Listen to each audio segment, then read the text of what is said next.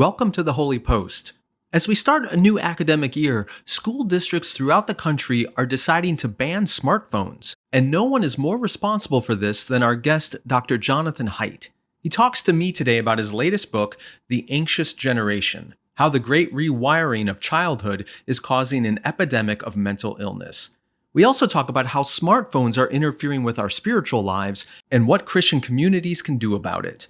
Also this week, Donald Trump has completely abandoned the pro-life movement, sending some conservative evangelicals into a political crisis. Chick-Fil-A is launching its own streaming network, but will you be able to watch content on Sundays? And scientists discover Phil's new favorite deep-sea worm.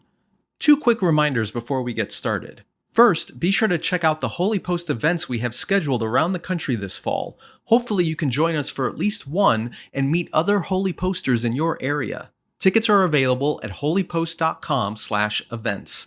And second, I'm happy to announce that a version of my show, the Skye Pod, which has been exclusively for Holy Post Plus subscribers since January, is going to be made available for everyone starting this Friday, August 30th. We're launching edited versions of the entire archive of Skye Pod episodes for free so everyone can listen and share with their friends. However, the full-length, unedited versions are still going to be exclusive for Holy Post Plus subscribers. So, if you've not yet checked out the Skye Pod, you'll be able to do that for free, but for full access, go to holypost.com and learn how to become a Holy Post Plus supporter. Okay, here is episode 632.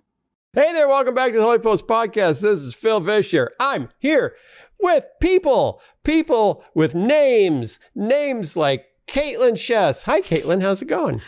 Hi, Phil. Good. How are you? Hi. Good. Had a little flood in your downstairs, I hear. A little flood waters. We're making it through. It's going to be okay. Did you pray your way through the waters and make them part? Yeah.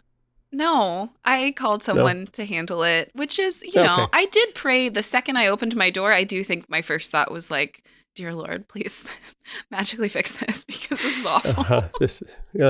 And it was neighbors' floodwaters ended up in your townhouse. Oh, that's lovely. And we're also here with Skye Jitani. Hi, Skye. How are you today? Hello, I'm good. Hello, everybody. Hi. You said hell. That's not good. I said hello. Right on the Holy Post. You said you didn't get to the O before you paused and then said something else. Skye, before we play the theme song, is going to explain to us why Skye is wearing a floral shirt, which I'm going to go out on a limb and say is off-brand. What's up? It is off-brand. I look like your favorite server at the tiki bar, don't I? You do. Yeah, you do. Yeah, I would fit right in some Hawaiian resort because I'm going on? Vaguely ambiguously Polynesian, I suppose, looking. Are you on your way on vacation? Like, do you have to run to a plane to catch a plane to Honolulu right after this? Okay, I am going on sort of a vacation in 2 days on Wednesday, but it's here's the backstory. I went shopping by myself. Oh no! A few weeks ago. Well, we better not let that happen again. No, all my wife and daughters do not approve of me ever doing that. But I came home with a bunch of cheap stuff, including this shirt, which Amanda despises. She will not let me wear this shirt anywhere. Maybe because it's off-brand, maybe because it's just ugly. But I put it on today because I needed to wear something that I was not planning to take with us on vacation because we're packing to leave town. And she saw me wearing this shirt and she said, "Where do you think you're going with that?" And I said, I am not going anywhere because I'm just going to be in the office all day. I'm not even going to see anybody. And I forgot that we were recording this podcast. So that is why I'm wearing this shirt. So you are wearing a shirt that looks like you're on vacation because you're going on vacation and didn't want to bring that shirt. That is correct. For Amanda's sake. Yeah. That is complex. Mm-hmm. Very complex. Okay. If Amanda picks your clothes for a vacation, what do you end up wearing? What do you look like? What's her idea of what Skye should look like when he's on vacation? Probably a little bit more suave, a little bit more clean cut. No floral patterns for sure.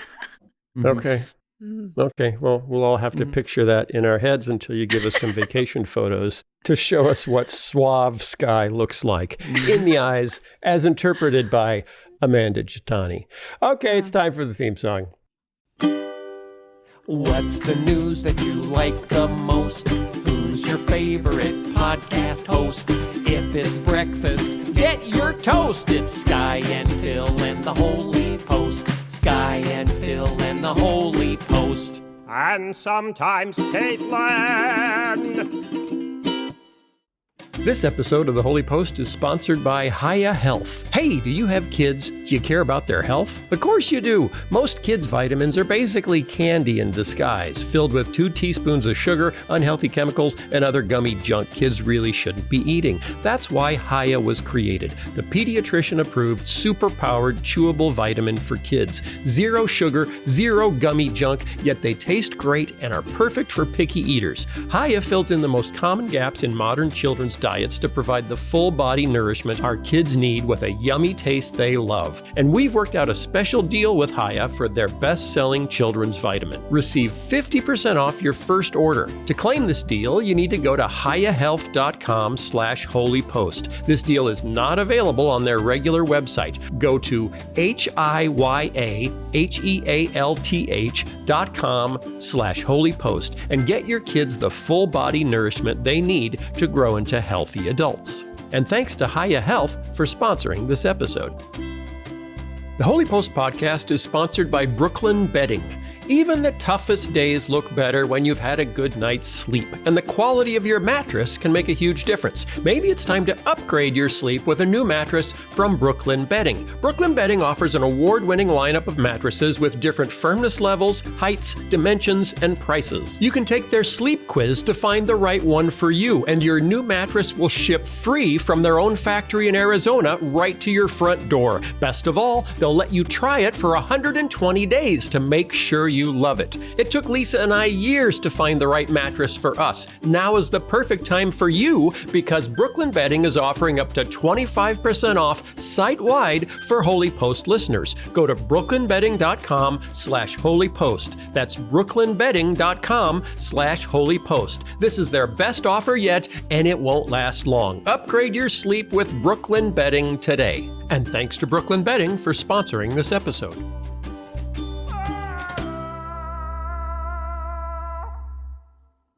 I am back in Chicago. We are done, hopefully, with Rochester, Minnesota. Well, for at least for 3 months. Then we go back up for a checkup. But my wife is doing well, although she's fatigued because radiation therapy just kind of drains you. So she will be resting for a few days, and hopefully her strength will start to come back. So anyway, thanks for your prayers. Thanks for asking. We're doing okay. And now it's time for News of the Butt. And now it's time for News of the Butt. Phil. Are you okay, Caitlin? Caitlin, are you It's okay? been a long time. It's been a gloriously I know long it has time. been. Yeah, it has been. It's overdue. So, you know, you have to give the people what they want. And it's pretty clear that the longer Caitlin gets her way, the less happy the audience becomes. I don't know about because that. they really like a good. I'm gonna give you the name of a critter, and you have to try to tell me what it is and why it has this name. Okay?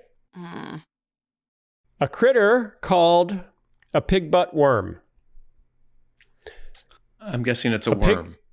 Pigbutt worm. It's a pigbutt worm. Mm-hmm. And so the first question you have to answer is, does the butt go with the pig or go with the worm?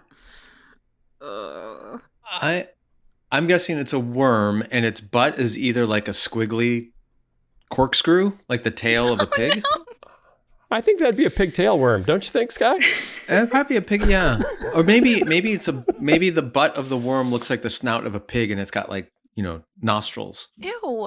Yeah. Well, I think that'd be a pig nose worm. But I'm just gonna. Okay, you've tried. You tried twice. I won't say whether you're right or wrong. Caitlin, what do you got? You're just going to refuse to participate, aren't you? Well, I don't. The only thing I can think of is something I don't want to say. Okay. Okay, well, that's good. Yeah. The pigbutt worm lives in Central California, primarily around Monterey Bay and the Channel Islands.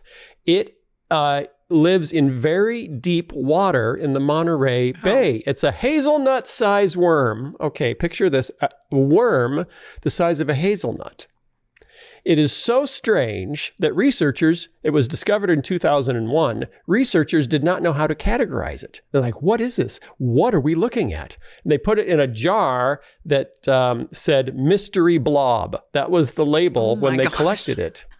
Yeah, they were running submersibles, deep sea submersibles in Monterey Bay, and they noticed a couple of these little things floating around. Just floating around. I thought, that's an odd little blob. What is it? So they put it in a jar and they sent it in for research.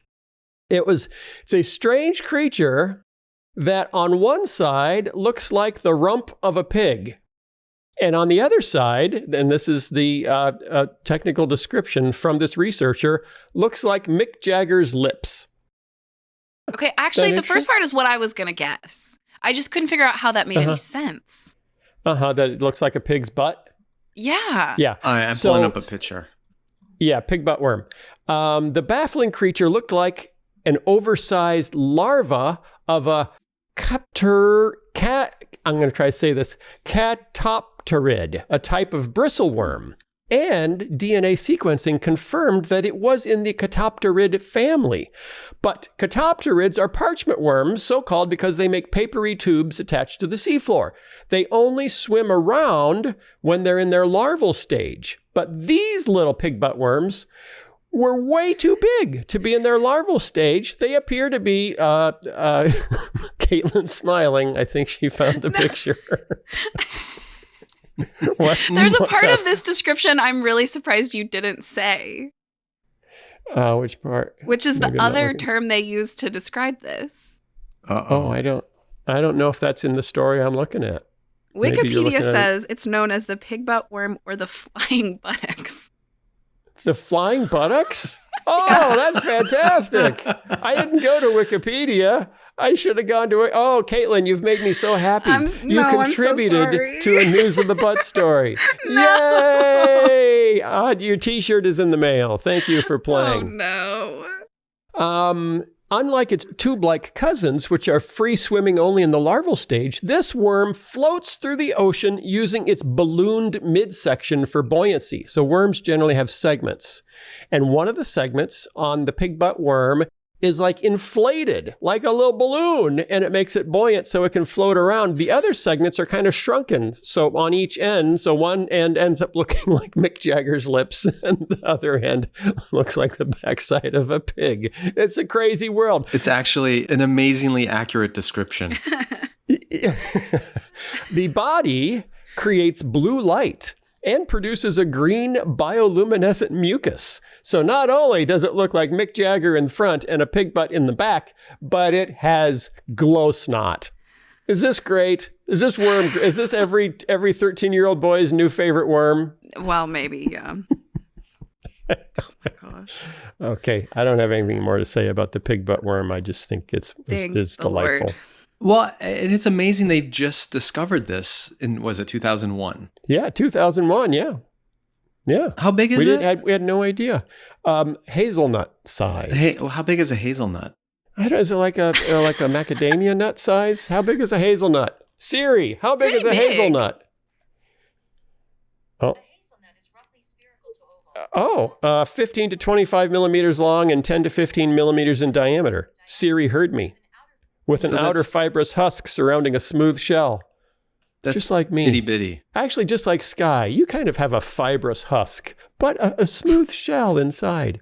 A little prickly on the outside. Interesting. But smooth, suave on the inside. I'm very on smooth. the inside. I mean, come on.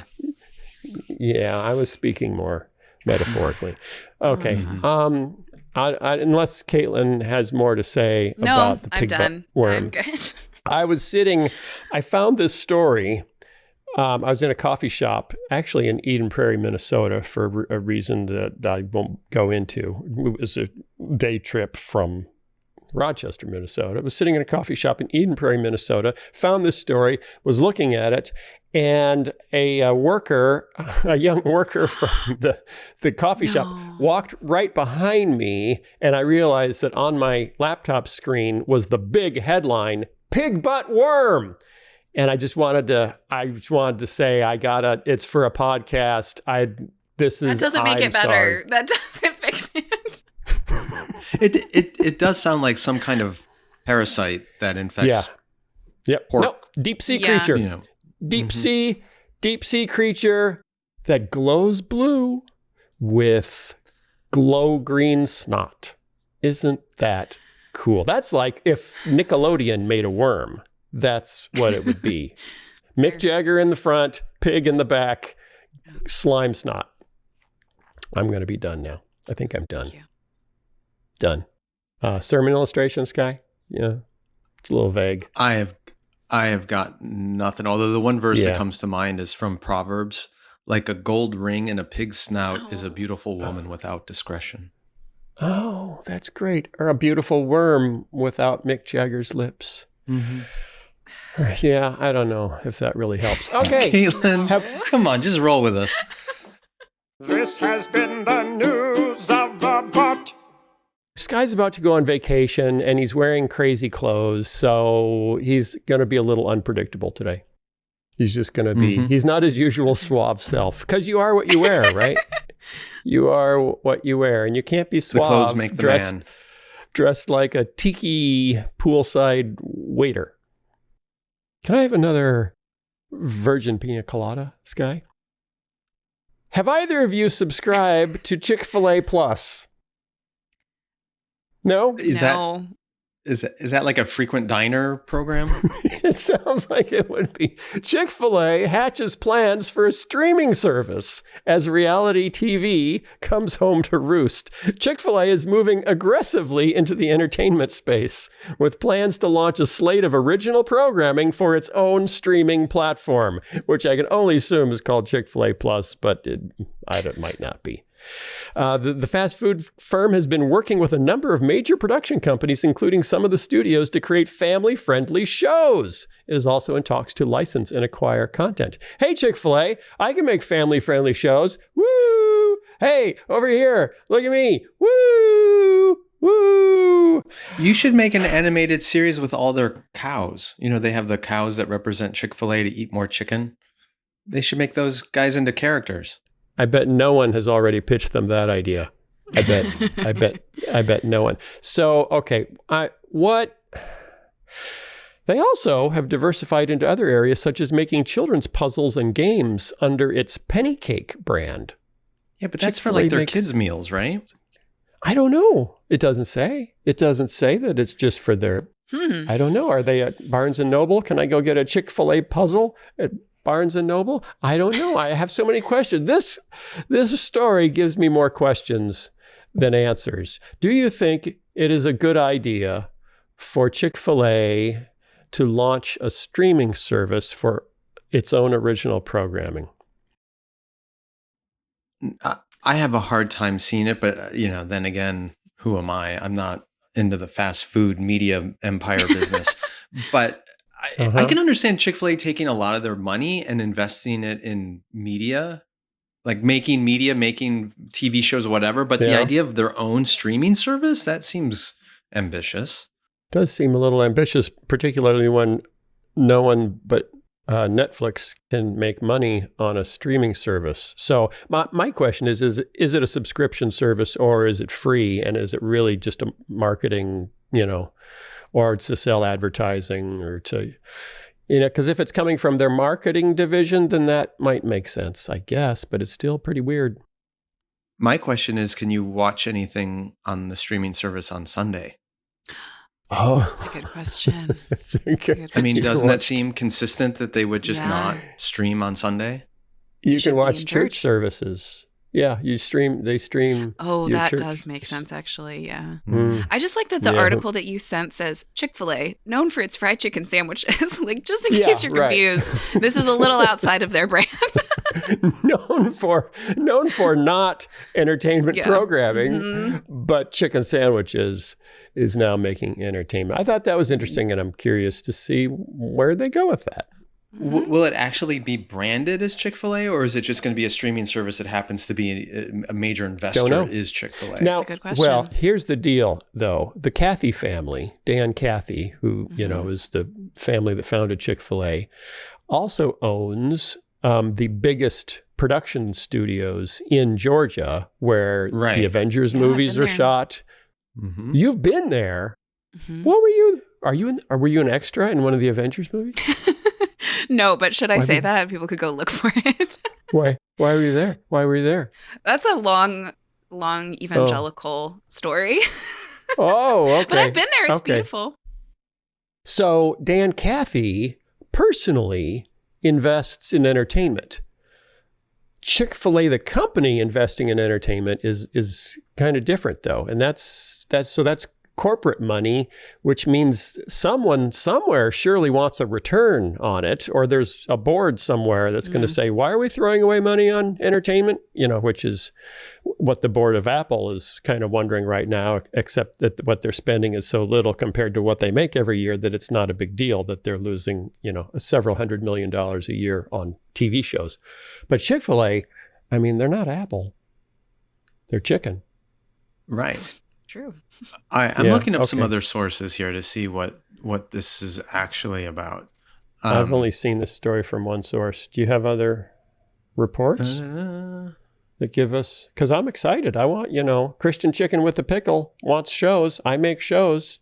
I make Christian shows without pickles, but I could add pickles if it would make it work. I just watched a VeggieTales episode where there was a whole joke about a cucumber, not a pickle. Yeah, being a pickle. Yeah, it was a good one. Right. I guess I could just add a chicken and then a pickle, a little, and then a bun, and then just pickle that cucumber. How could they say no? I'm going to move on, Skye, because you're not giving me anything. Yeah, I think there's basically the exact same story has been lifted and copied in different news outlets, so there doesn't seem to be more detail about this, which makes me question, how valid a story this is. So, but it's from Deadline, and Deadline is a reputable source, and they actually they're aware of the person who is heading up the effort for Chick-fil-A. So that sounds like it's a real thing. But we'll have updates from our entertainment desk, from our Christian Chicken Pickle entertainment desk in the future as more comes. Now, last week I said, I am really going to try to not talk about politics next week. And I really was going to try. I was thinking we could probably make a whole week just out of Pigbutt worms and Chick-fil-A TV shows. I thought that could be the whole week, but it can't because more happened and it's really interesting. And I got to talk about it. Donald Trump threw the pro-life political cause into disarray. That was last week, right? Was it over the weekend? When did he tweet his? There was more over the weekend. Yeah. There was more over the weekend. A few days ago. Yeah, JD Vance had some headline things to say yesterday. Yeah, so Donald Trump tweeted just out of the blue that his administration will be, quote, great for women's reproductive rights. And everyone on both sides of the abortion argument said, say what? What does that mean? And suddenly, all of the people who have been saying you absolutely cannot vote for a pro-choice candidate, it is against the Bible, are staring at Donald Trump, saying, can I still vote for Donald Trump? Or do I have to change my story somehow? And it's been interesting on Twitter, to watch, because there's the whole abortion abolitionist movement in conservative Christianity, and I have seen, to their credit, several from that movement say, I can't vote for Donald Trump now. Mm-hmm. Mm-hmm. But they have come under tremendous attack from their followers on Twitter saying, wait a minute, don't you know how much worse the other side is? Don't you know that, Kamala Harris is a communist and that she wants abortion through birth and, so et cetera, et cetera. So suddenly a somewhat nuanced conversation comes up to say, yeah, neither side is pro-life, but we have to vote for the lesser of the two evils. So if there's a lesser of, if you believe one candidate will be better overall for America than the other candidate, even if that candidate is pro-choice, it's okay to vote for that candidate, which has led to some less conservative evangelicals to say, that's what we've been saying for 8 years now. And you said we couldn't say that. So it's a very interesting time. Caitlin, you study politics and Christianity and religious people. What did you think seeing this happen? I thought this was a really good example of why you can't just pay attention to policy positions. You have to pay attention to the underlying story someone is telling about why they've concluded the way they have on those policy questions. Because people who have been listening to how Donald Trump talks about abortion, but also talks about women and talks about families, shouldn't be surprised that at the end of the day, the story he told about humans and what leads to human flourishing has been a story of you should get to choose whatever you want. You shouldn't be burdened by anyone else. No one should get to tell you what to do. The way he talks about and treats women, all of that should have led to a conclusion of like, yeah, the pro-life position he's been intermittently espousing is just kind of politically convenient.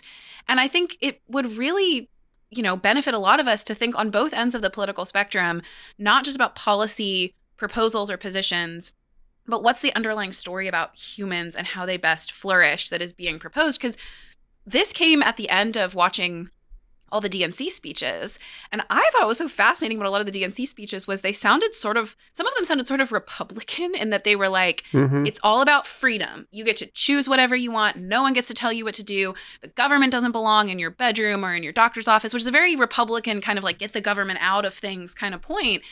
And it was just striking to me that the underlying story of both of these campaigns have some similarities, and that Christians, regardless of where they land on particular policies or who to vote for, should have something to say about the idea that what ultimately is true for our communities is that no one should get to tell you what to do. You have no burdens on you. Everything is freedom of choice. That isn't a good Christian story. A good Christian story says humans were made embedded in community and have burdens we didn't choose placed upon us, and they're good things. They're obligations that actually help us and our neighbors flourish. And so I think this is a good opportunity to reflect on not just what did someone say in their platform they believed, but how did they talk? What kind of story did they tell? Because that not only tells you something about how you're being formed as a person, the stories you're listening to, but it could also tell you something about, is this position that they are espousing a logical conclusion of the story they're telling, and I think they actually believe it? Or is it actually in real contradiction to the story they're telling, and I should not be surprised if they end up dropping it? Once again, I think Caitlin is 100% correct, but is probably making it a little more complicated than always it needs to is be. Followed by but. It's always followed. She's right. Like by the whole listen to a person's narrative, is it consistent with their narrative, all that. But in the case of Donald Trump, you don't really have to scratch that deeply to look for some overarching narrative. Like throughout his life, he has been pro-choice. He's flip-flopped. Yeah. And the thing that irks me about this freak out that some people are having now is both in 2016 and again in 2024, Republican primary voters had the choice to pick a consistently pro-life candidate. And in both elections, they chose Donald Trump instead. And now they're upset that he's flipping on the pro-life issue when the man he has no consistent character. He's not a principled person. He is transactional. And no one should be surprised that he's throwing pro-life voters under the bus at this point when he's never held strongly to this position. And they had options of candidates who have been consistently and in a principled way pro-life. They chose Donald Trump instead. So in a weird way, you're getting what you chose. Two other real quick things. Number one, Trump's position now is just leave it up to the states. Let every state pick what it wants to do on abortion. Okay.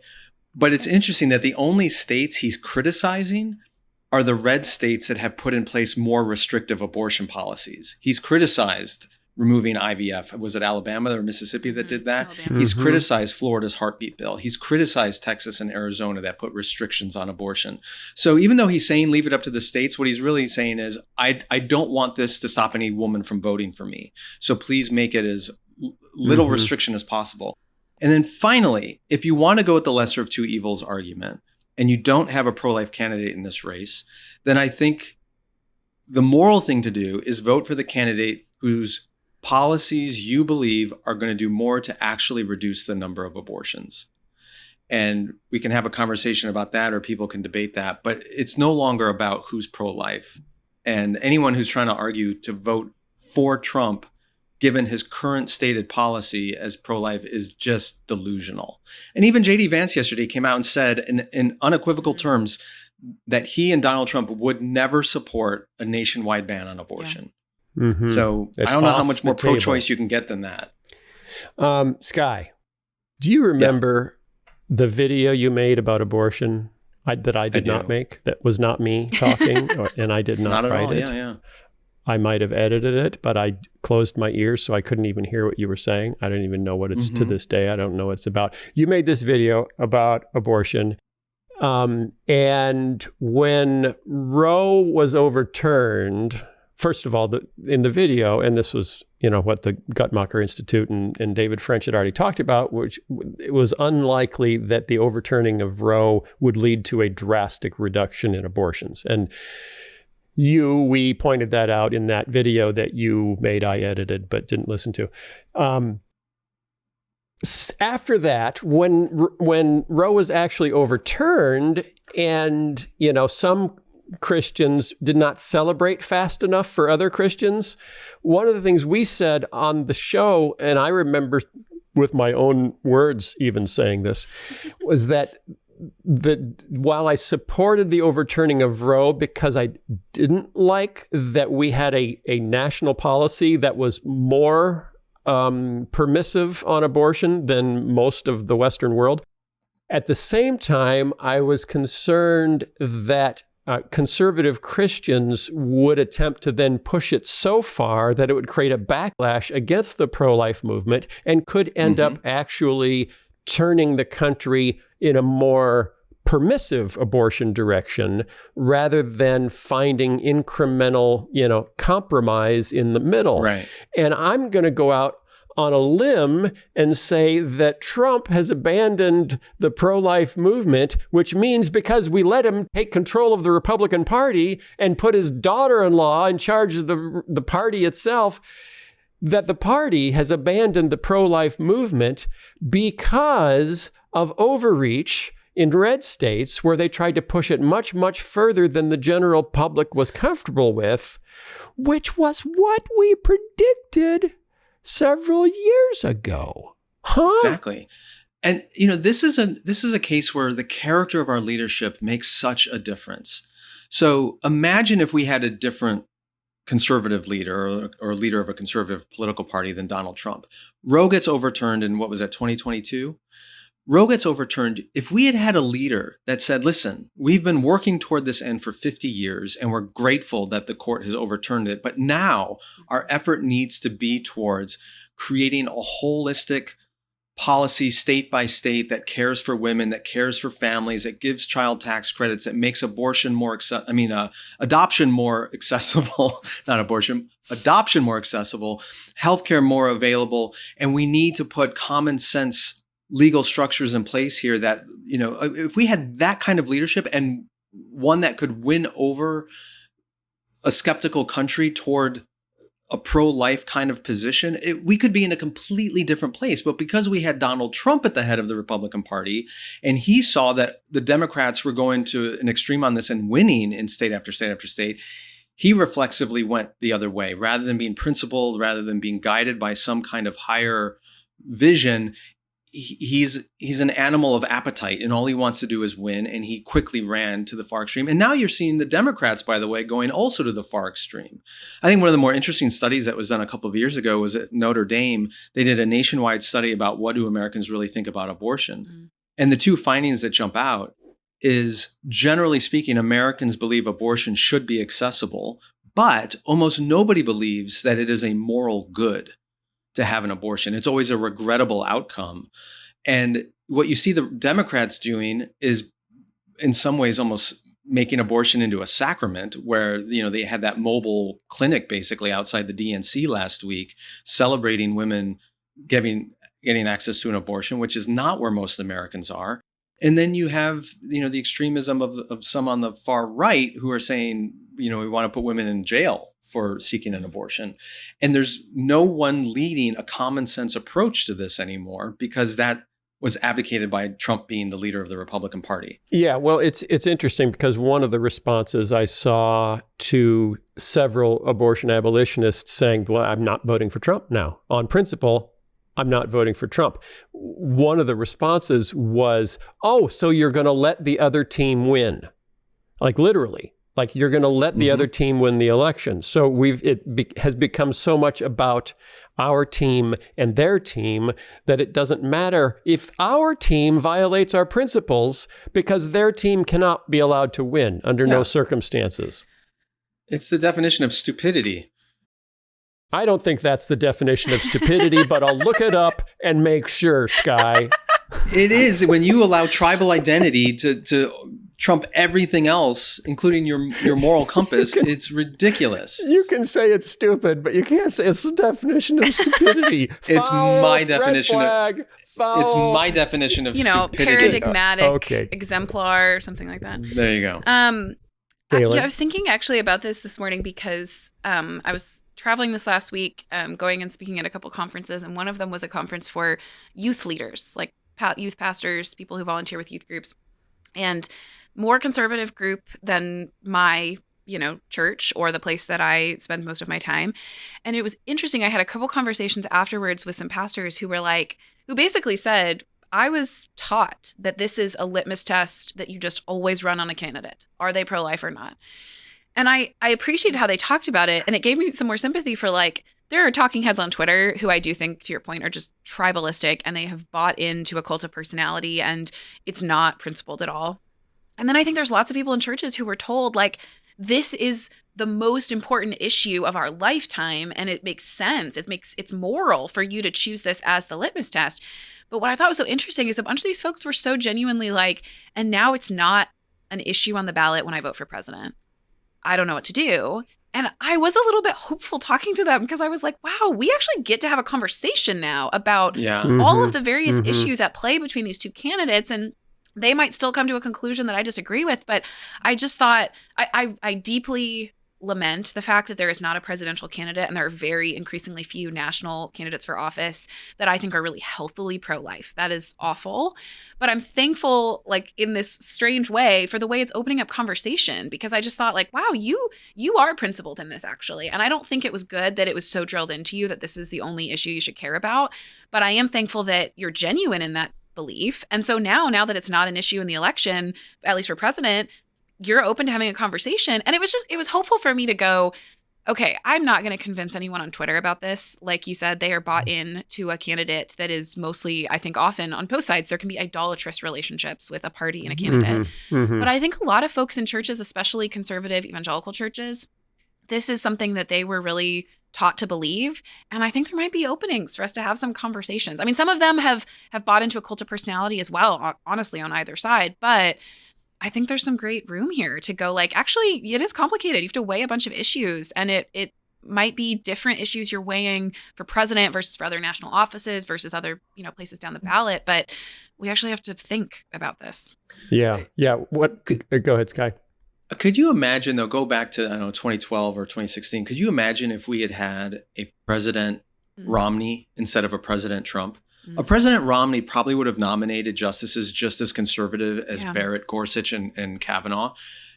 We probably would have had a court that would have eventually overturned Roe with a President Romney, but a President Romney would have had a principled response to the overturning of Roe, a compassionate response, and would be able to lead a conservative movement in how to build a post-Roe reality that is unifying for the country and compassionate towards women and would reduce the number of abortions in this country. But because this ridiculous desire to have Donald Trump as the figurehead, we set the pro-life movement back in horrible ways because we chose an unprincipled, terrible leader.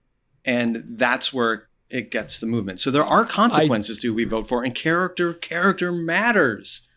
I do wonder if allowing the Trump family to take over one of the two American political parties, major parties, could result in a fracturing of the wedding between evangelicalism and the Republican Party because he just doesn't care about them anymore. But here's the problem. When you look at the data, most evangelicals who vote, they say abortion's really important, but for most, it's not that high on the list. It the SBC Lifeway did that study that said it ranked 7th in importance, with the economy and immigration being 1 and 2. So I'm not sure you're going to lose that many white evangelicals by not being pro-life anymore. When you get into a conversation with someone, or why are you so loyal to the Republican Party, that's the thing you can pull out. That's the talking point that they're going to pull out. And if that has fallen away, can't you actually have a conversation about, let's talk about... It forces people to be honest. Yes. Yeah. So, wow. So it's bad and maybe good, and it's, I don't know, and it's complicated. I think there are some people who are genuinely pro-life, and that is the litmus test thing that, as Caitlin was talking about, for their vote. And I think they are in crisis now, and they are gettable from the other side. They are now open to other ideas. I think there were, though, other white evangelical voters who would say they vote Republican because of abortion, but it was actually the other stuff that was really appealing in the Republican platform. Yeah, and I don't think that's going to change. Immigration is a huge factor in how conservatives are voting. It's just not as clean as abortion. It's like, I can't support abortion, but can you support a pathway to citizenship for people who have been here at least, 3 years working and paying taxes? Oh, that's a little harder to argue against that biblically, but I don't like that either. Okay, last story before we wrap it up. Was there anything else you wanted to say to that, Caitlin? Because Skye wouldn't let you get a word in edgewise. No, I was just going to add that I do think not only is there a difference between folks who this is legitimately a litmus test issue and those who kind of it was a talking point. I think it's also really important to note there's a difference between, this is true of all issues, but I think it's especially true when it comes to abortion. There's a difference between folks who this is a abstract political issue that is the litmus test. And then I've known a lot of very politically conservative evangelicals who, because they had a real desire to care for the unborn, got involved in much more practical ways with a crisis pregnancy center, or a church that I was a part of in Dallas got really involved with the Young Lives chapter there that cares for teen moms and dads. And the way that practical concern for vulnerable women and children shaped sometimes their politics, but also just their posture towards others and their receptivity to new ideas was really significant, because once you're actually in relationship with people who are facing this really crucial, frightening question of what to do with an unplanned pregnancy, it does, I think, prompt you sometimes to end up having a different idea of what pro-life is. And I think we should think about that when it comes to all of the issues we're supporting in this election, abortion or otherwise. Am I willing to put my money where my mouth is and be involved in a practical way? That really says something about how much you genuinely care about it, and it might shape how you advocate for it, because it's not an abstract idea anymore. It's real humans with complicated needs. Yeah. But it also does bring out some of the ulterior motives. I'm just looking on Twitter at one of the attacks on an abolitionist who said, well, then I can't support Trump. Said there are other pressing issues that this election will determine. Kamala Harris will usher in the end of representative democracy and its replacement by elite communist rule. Well, there you go. It's, I'm sure they if it's have not a abortion, citation to prove that. If it's not abortion, it's elite communist rule is headed our way. Okay, I did have another story, but we're running out of time, so I'll save that for next week. And maybe next week, there will be no compelling reason, no new developments to discuss in the world of American politics, so we can just talk about other things. Do you think, Caitlin? I hate to break it to you, Phil, but we have an election upcoming, so I don't know about that. Yeah, it's still a little ways. We're through the conventions, and that's why when I wrote my little piece that I read last week about my response to watching political conventions, it really was this, the political conventions are pep rallies for your team, and the people that get the most excited about them are the people who would engage in a pep rally for their team. And I am not on either team, so the pep rallies, I watch the pep rallies with a little bit of distance, and I can say, oh, I liked that talk, but I didn't like that talk. And that was a misleading argument that person just made. That's not true. And I said that watching both conventions. And I just feel like as if my team is the church, if that's my team, then I need to be less easily sucked in by other people's pep rallies, other groups' pep rallies. And that's all I'm going to say about that. Okay. Thanks, everybody. Skye, you have for the last thing you want to say while wearing something snarky. your floral shirt. I'm just trying to imagine you in high school, Phil, at an actual pep rally. Oh my gosh. Oh yeah, I was so not in. I'm not a joiner. I'm just not. I'm not either. I'm an Enneagram 5, and one of the descriptions of an Enneagram 5 is the observer. That's just I sit on the edges and I watch and think, well, that's interesting. Look at everyone running so enthusiastically in that direction all together.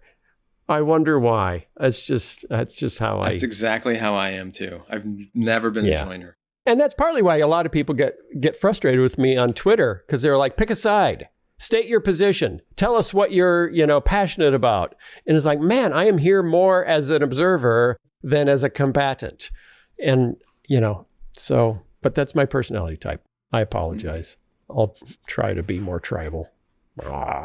Okay, thanks, y'all.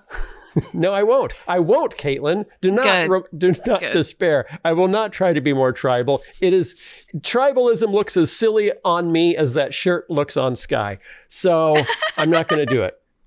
Okay. We're going to get everyone on YouTube this week just to see the shirt. Yeah, absolutely. Skye, who's our guest? Oh, it's a good one. It's a really good one. Jonathan Haidt. Is it Haidt or Haidt? Did we figure out for sure if it's Haidt or Haidt? Haidt. It's Jonathan Haidt. Haidt. Okay. And we have a big bonus segment with him for our Holy Post Plus subscribers. Everybody gets a pizza? Is that the bonus? Something like that. Yeah. You get a pizza and you get a pizza. Okay. All right.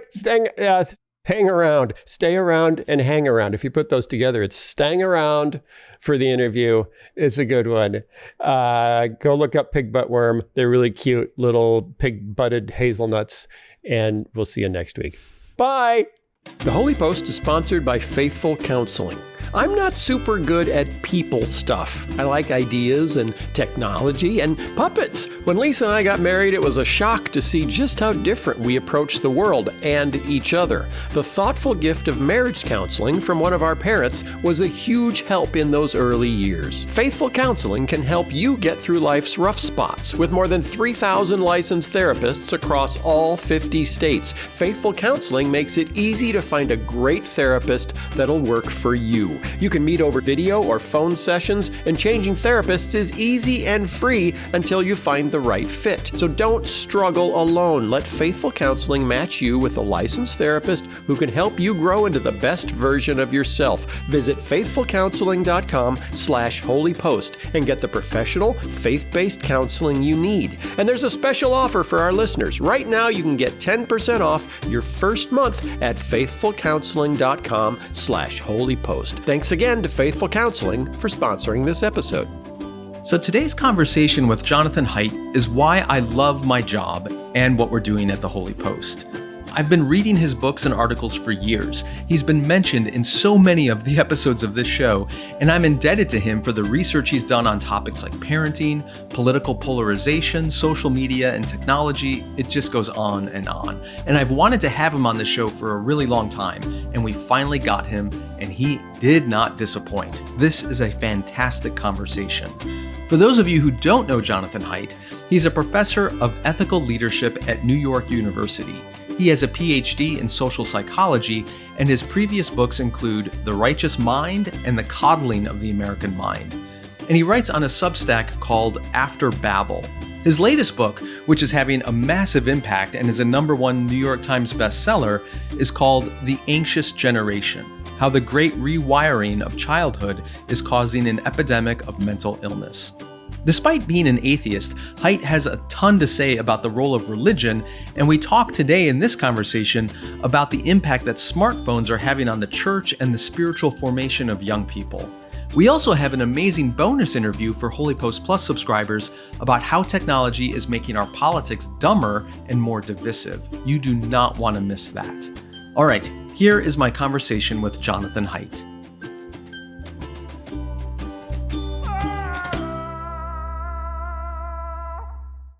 Jonathan Haidt, welcome to the Holy Post. Thank you, Skye. A pleasure to be with you. As I mentioned before we started recording, we have cited your work countless times on this show, so I think a lot of people are familiar with it, and very grateful to finally have you on with us. We're talking about The Anxious Generation, your latest book. You've done zillions of interviews about this book all over the place, and I'm sure people have seen you or encountered those interviews elsewhere.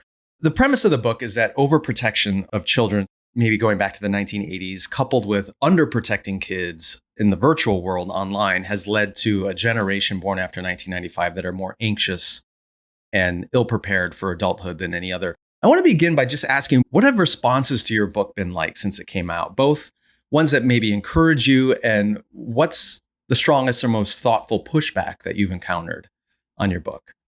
So the response has been completely overwhelming.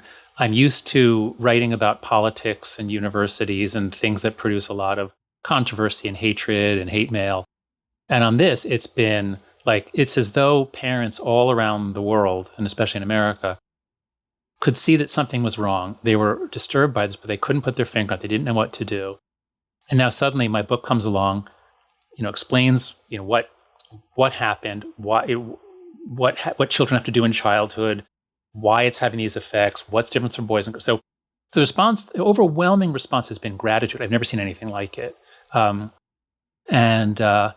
Huge support from teachers, principals, schools have seen the problem, and they're going phone free this year very, very rapidly. Yes. The only real pushback has been there's a normal academic debate among researchers. Some researchers have been studying this for a long time, and they say, the correlations are too low to explain this big increase. Or they say, it's all correlational. But those are very easy to respond to because I've got so many Google documents full of studies and Substack posts analyzing those Google documents. The evidence is not just correlational. There are a lot of experiments now too. And so in terms of actual pushback, there's been almost none from Gen Z. That's been very interesting. Almost no young people are saying, this is wrong. We love our phones. We think the phones are great. We think social media is great. You don't find young people saying that. So there hasn't been much pushback at all, other than the debate over causality.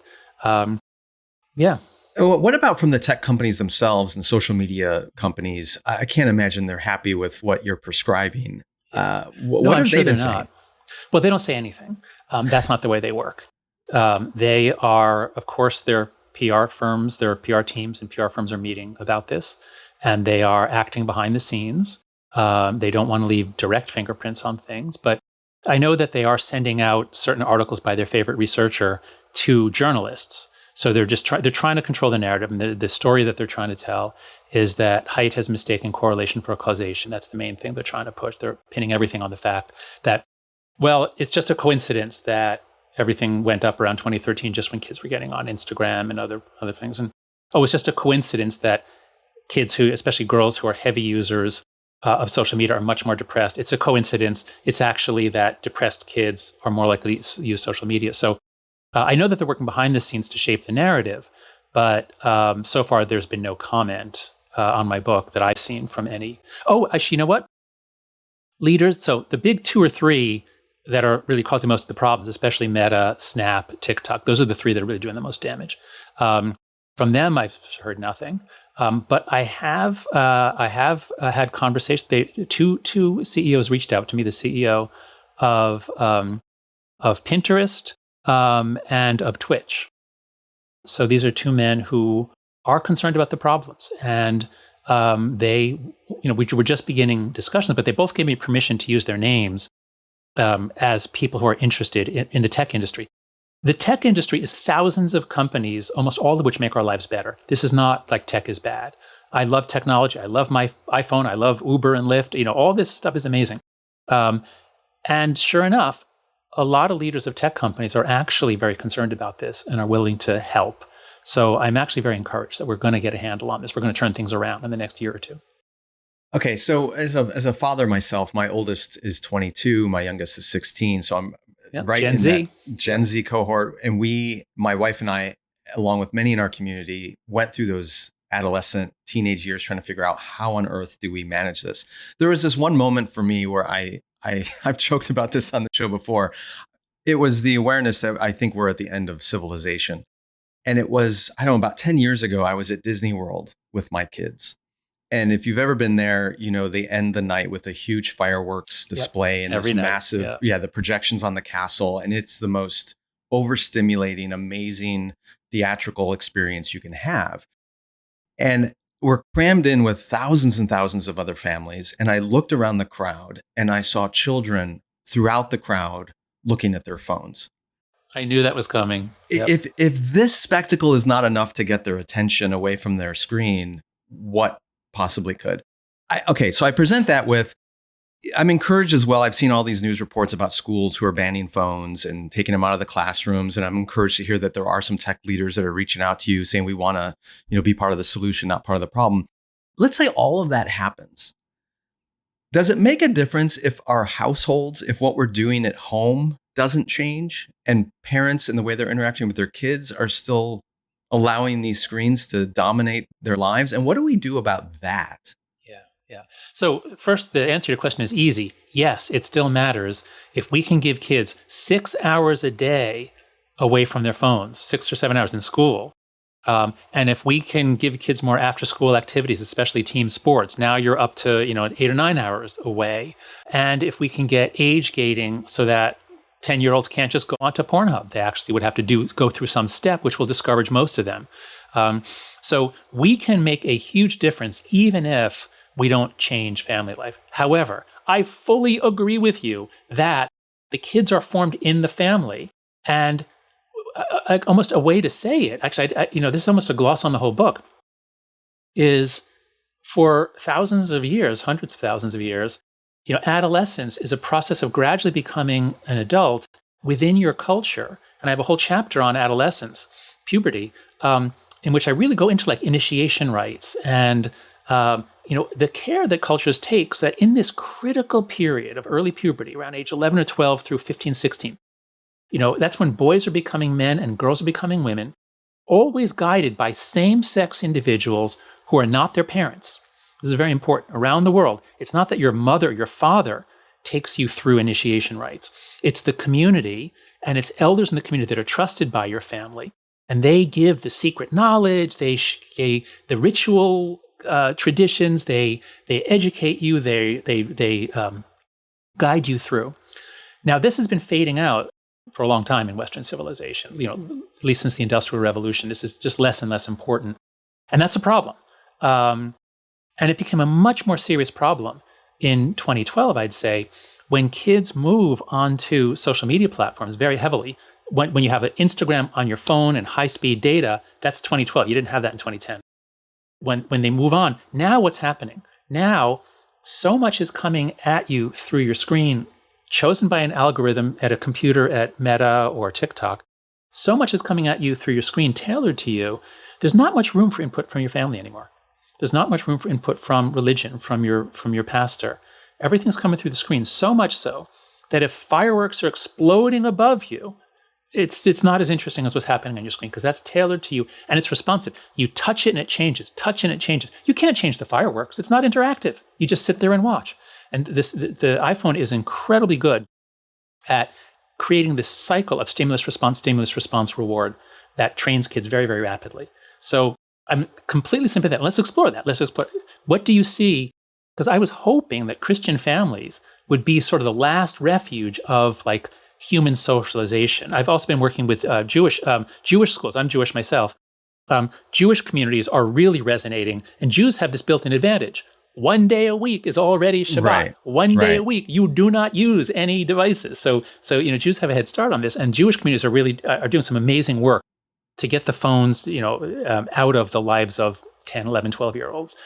Tell me what's happening with Christian families and Christian communities. Oh, I don't know if I'm the best gauge on all that, but I, from my experience, my children, when they were teenage years, were heavily involved in a ministry called Young Life, which is a parachurch kind of youth ministry. Every summer they go away to camp. And there was a moment when my oldest daughter, the first time she went to camp, I had to go and pick her and a few of her friends up a day early for, I don't know what, some sports event or something. So I went into the camp, and they don't allow them to have their phones with them all week.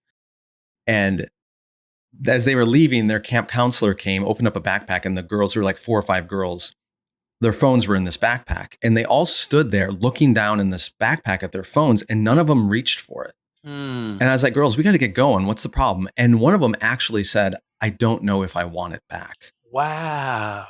Because they had such a meaningful connection that week. And I mean, take the spirituality out of it, although I think it's legitimate. I think they just had such a deep connection with one another because they weren't mediated through these devices. They had such a deep connection with their counselor, with hopefully God, that they knew instinctually, they're 14, 15 years old. They knew this phone was going to interrupt that kind of communion.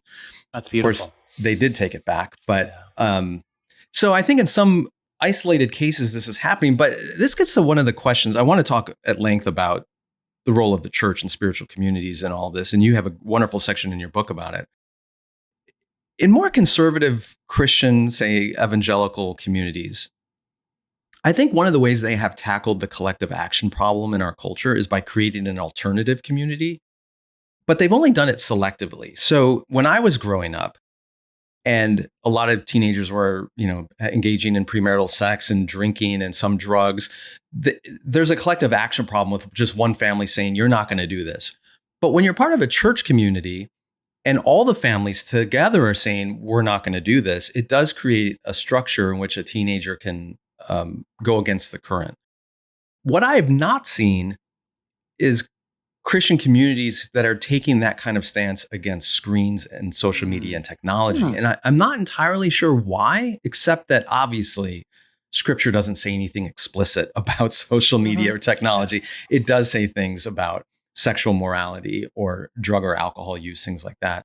So I think they've been a lot slower, and particularly in certain streams of the Christian church that are highly reactive to cultural trends, there's actually been an embrace of social media and technology, even in worship gatherings. Oh, no, which is they got to stop that. So that's my question to you. What advice would you give to a congregational leader, a pastor, a youth leader in their desire to shape people, not just into, healthy adulthood, but a healthy spirituality? Yeah.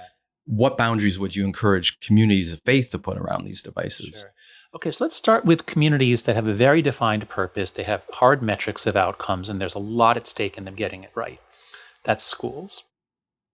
Now imagine, so what teachers are facing is this. Imagine, you're much younger than me, but I'm 60 years old. I was raised in the 70s, really. And I'm trying to imagine if my teachers had said, you can bring in your television set, you can bring in your VCR, you can bring in your radio, your walkie-talkies, your paint by numbers kit, books, bring whatever you want and put it on your desk and use it during class. That's complete insanity. Kids could not learn. But that's what we've been doing since 2012. In 2010, most kids didn't have a smartphone. By 2014, 2015, the great majority did. And since they have them in school, they can't resist. If someone is texting, they have to respond. They can't just not look. And often what they're sending is a short video, so they have to watch. The phone is so engaging, it blocks out everything else. Nothing else is as important. Nothing else has that pull on you. Most of us feel that. You're having a heart-to-heart with someone and your phone vibrates. Right. And you say, I'm not going to get it now. But then you think, well, but wait, who could it be? Maybe, so the phone's incredibly distracting. And so, yes, they have some function, and many people thought that there could be a benefit to using the phones in class. In theory, there could. In practice, test scores have been dropping since 2012. In practice, as soon as we let kids have phones while teachers are trying to talk to them, they stop paying attention to the teachers. Mm-hmm. And also, really tragically, they started getting much lonelier because they're not paying attention to other students. And when schools go phone-free, one of the things they say is they hear so much more laughter. Because in the hallways before, you had to hide your phone during class, or maybe you couldn't even use it during class. But then that means you have to be using it in between classes. You have 5 minutes, you got to catch up. So kids aren't talking to each other, they're not making friends. They're lonely. And that started in 2012. It wasn't there in 2010. Okay, so that's schools. And schools are going phone-free very quickly because it's complete insanity to block education by having the greatest distraction device ever built. Before you move on from schools, I assume you are in favor of a total ban on phones in the school, not just in the classroom. Because No, I know, right. like my daughter's school now, her high school, I believe they just enter into the classroom, they put their phone into a cubby, but between classes, it's still allowed. Yeah. No, listen, people listen to this podcast. If your school does what your kid's school does, if they use the phone cat at the front of the room, that will help the teacher. The teacher will have some more of your kid's attention, but it doesn't help students that much, because what that guarantees is that since they can't be checking their phones during class, they have to be on their phone in between classes and at lunch. A survey just came out of thousands, the National Education Association, thousands of teachers. The teachers in schools that have that policy, most of them say the phones are disrupting what happens in class. The only group of teachers that is saying, no, it's not a problem, are the ones that are phone-free from bell to bell. Your school has to go phone-free from bell to bell. The phones are useful to get to school. They're useful for arranging pickup. A flip phone works fine. A phone watch works fine. But okay, if you give your kid a smartphone, but when they come to school, they must put it in a phone locker or a yonder pouch. Otherwise, you're back with me in the 1970s with my TV and my VCR and my walkie-talkies on my desk. Like, it's complete insanity. So, no, phone caddies are no good. I mean, it's a little better than nothing, but not much. Schools must go phone-free. You can find a lot of instruction for that. Go to afterbabble.com. It's my Substack. We have a bunch of essays. One just today, a guide on how to go phone-free. Now, moving on from schools.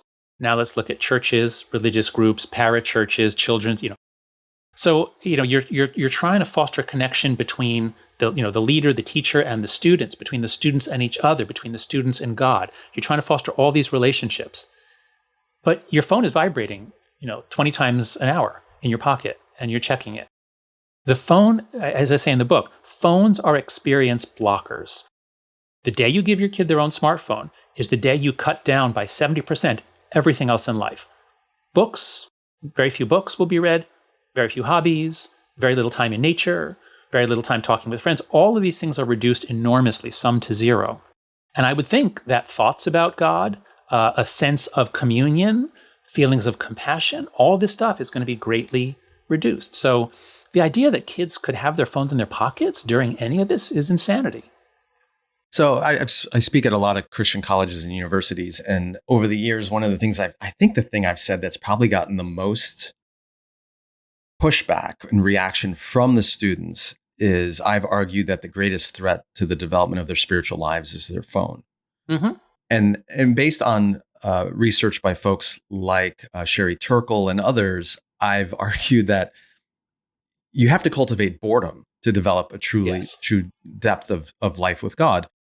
And you seem to echo that in a section of your book. It was at part 3. You talk about these traditional religious practices and how they lead us to a flourishing life. And they, in ways, an antidote to a lot of the malformative power of our phones and screens. You talk about embodied life or incarnation, shared sacredness, worship, stillness, silence, prayer, patience, and forgiveness, developing awe and wonder. You even use the language of a God-shaped hole in our hearts from Pascal, which is like... I have one too. Yeah. So all of that, it strikes me that the church, I'm talking to primarily a Christian audience, the church is uniquely positioned as an antidote to a lot of what our culture is struggling with right now. Absolutely. And yet, at the same time that the phones have taken over our social lives and our personal lives, we have seen a precarious drop in engagement in church. Yeah, church attendance is plummeting. It's plummeting, right? Is there a connection between the two, or is it just coincidence that those are happening at the same time? No, of course there's a connection. So, since the Industrial Revolution, there's been a lot of attention to whether modernity is going to wipe out religion, and people predicted religion will go away, and rationalism in science. That didn't happen. I mean, it happened in some countries to a large extent, actually. So it did happen to some extent, but reports of the death of religion were greatly exaggerated. Right. Now, what I've seen, and who's the guy? Burge. There's a guy with a Substack. Ryan Burge. Yeah, he's got these amazing. He's on our show all the time. Oh, good. Yeah, as he should be. Great. He's great. So as I understand it, if you go back to say the 90s through 2010, 2012, there was there was some sort of a drop. There was a drop in church attendance. And there's been a drop in people identifying as the primary Protestant faiths in particular, I think. Mm-hmm. So those things are going down slowly. But my recollection is a number of those get much sharper after 2012. And here we're talking not for children. This is more for adults. And once again, a phone is an experience blocker. once you have a phone, a smartphone, and you're on social media, you now have so many such stuff coming in, and you can't process it all. You can't consume all the stuff that you need to consume to stay up to date. You can't respond to all the DMs and stay up to date. And so I think people just don't have time. Mm-hmm. And so there are many ways in which a phone-based life is going to just not leave you time to go to church. Here's a little data point that I think might support it. Sex is dropping. The amount of sex that people have is dropping very substantially. And you might say there's all kinds of reasons for that. You can say dating apps, you can say all sorts of things. But here's the most amazing stat of all. It's not just that young people are having less sex. That's the big thing. Millennials and Gen Z are having much less than previous generations did. And we might say, oh, well, they're single, they're less likely to get married. And of course, married people have more sex because you have a partner right there. But here's the thing. Married people are having less sex since 2010 because they don't have time. This thing is taking up, this is an experience blocker, it's a relationship blocker, it's a sex blocker, it's practically a contraceptive, you might say. And I think it's probably safe to say it's a God blocker. I think some years ago, I ran across some study that they were trying to figure out a way to lower the birth rate in some of the more overpopulated slums in India. And they found the most effective way to do that was to introduce televisions. Wow. And I wonder if it's a similar kind of dynamic. Yeah. One of the things that I think has particularly plagued the tradition that I come from is a lot of American evangelicalism has equated church with the dissemination of content. In other words, it's all about the sermon. You go to church to hear the guy preach. And once you buy into the belief that church is about getting the content and the phones come along, I can get the content through a podcast. I can get it through a live stream. I can get it through wherever, and I don't need to show up anymore. But you lose then all the benefits you talk about in the book of incarnate spiritual community. So what are ways in your mind you think churches or spiritual communities can emphasize or elevate the importance of incarnate experience rather than just dissemination of content? Now, this is really interesting.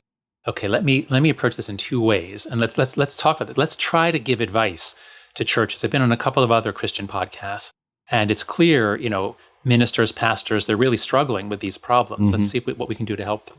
The first thing I'll say is that from a media studies perspective, people always focus on the content, not the sort of the device, not the other things.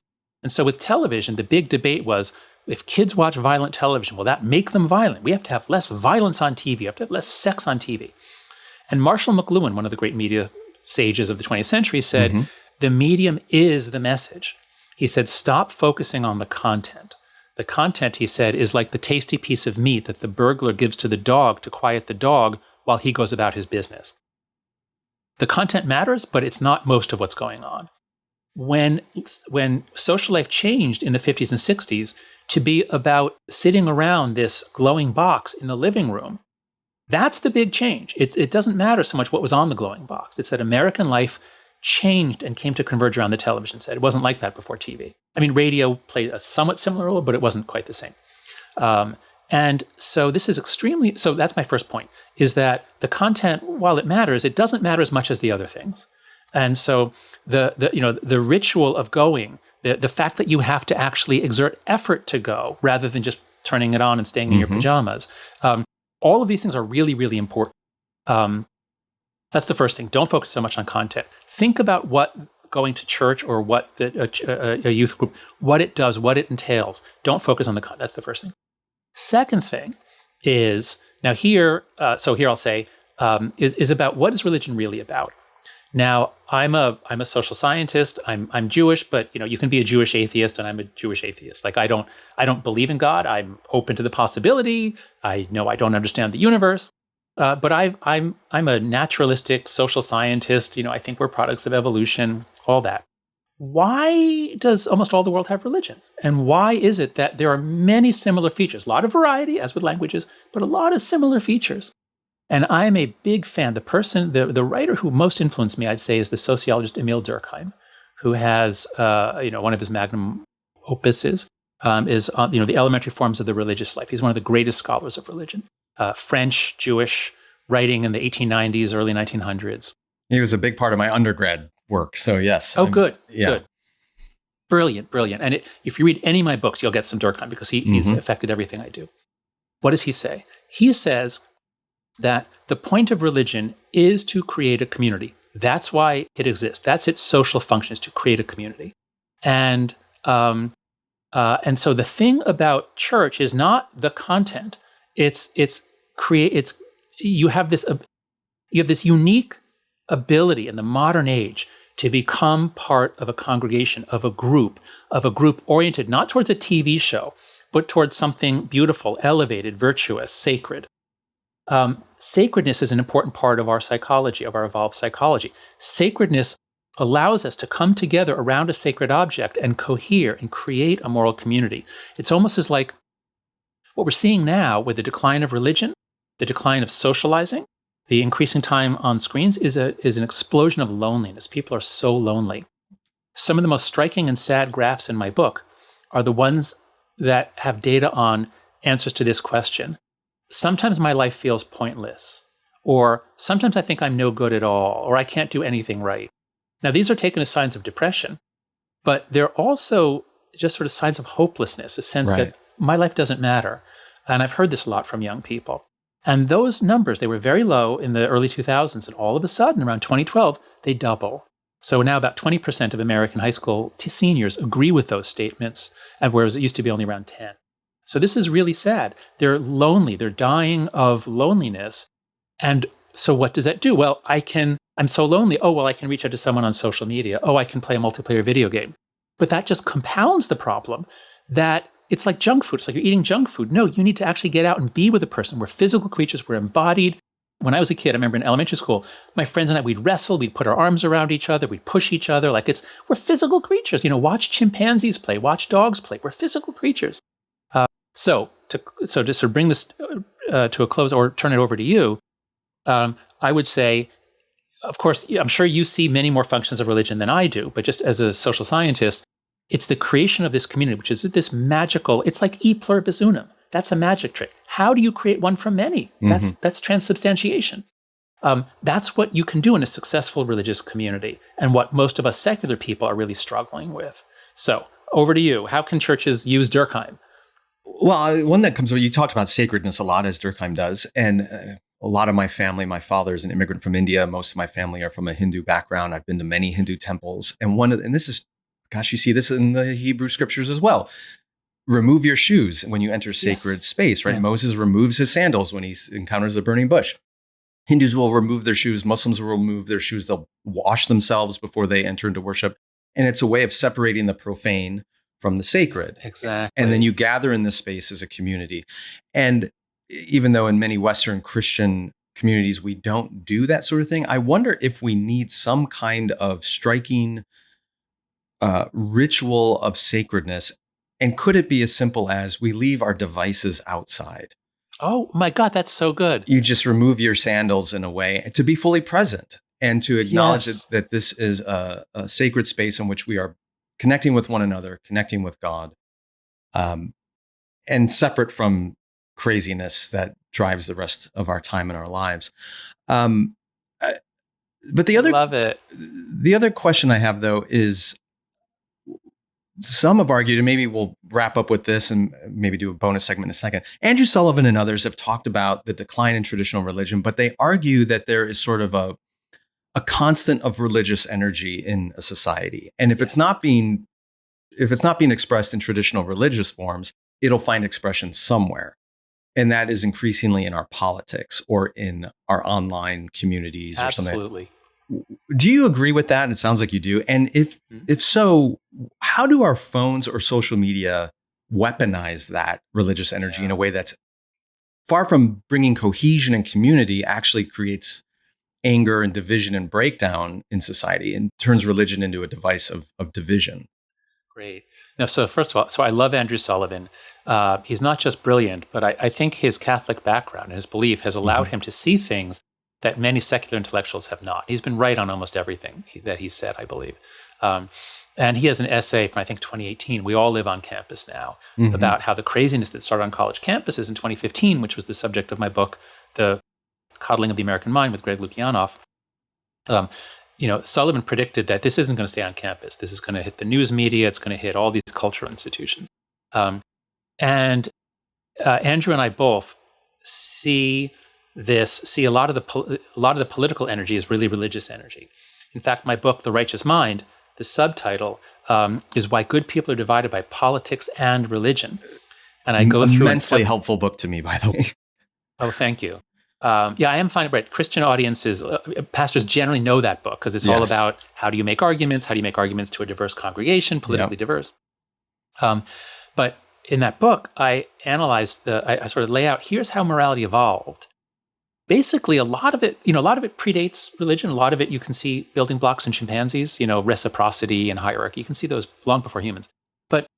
But our unique ability to create a moral community, I believe, evolved with our religious minds and our sense of sacredness. And if we didn't have that, we would not have civilization. There's no way you could have civilization without sacredness and the ability to create communities that are not related by blood. That's the amazing thing about us. We can cooperate in huge groups that are not related by blood, but it really helps to be related by shared sacredness.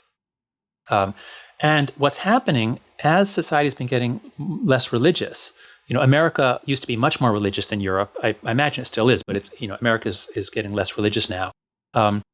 What we're seeing, and this is actually very important, I think, for your listeners, what we're seeing is that the declines in mental health are concentrated among secular adolescents and among progressives.